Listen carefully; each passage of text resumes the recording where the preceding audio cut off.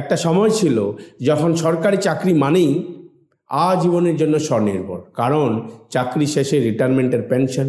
কিন্তু আজ বেশিরভাগ চাকরিতেই পেনশন নেই। আমাদের শেষ জীবন কিভাবে কাটবে, কার উপর নির্ভর করে? ছেলে, মেয়ে না অন্য কেউ? ভাবুন তো, আপনি আজীবন মাথা উঁচু করে চলেছেন, কিন্তু রিটায়ারমেন্টের পর কি আপনি চাইবেন অন্যের কাছে হাত পেতে আপনার মাথা হেঁট হোক?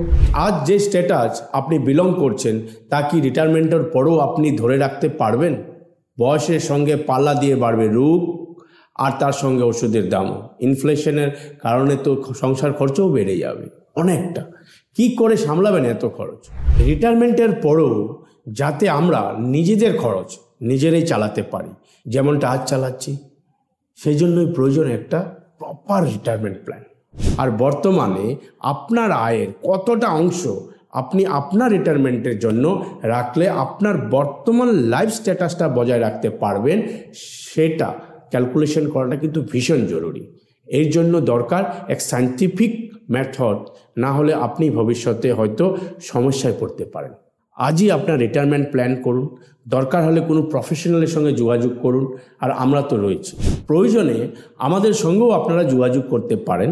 আমাদের টিম আপনাদের সঙ্গে অলওয়েজ থাকছে। ধন্যবাদ, দেখা হবে পরের ভিডিওতে।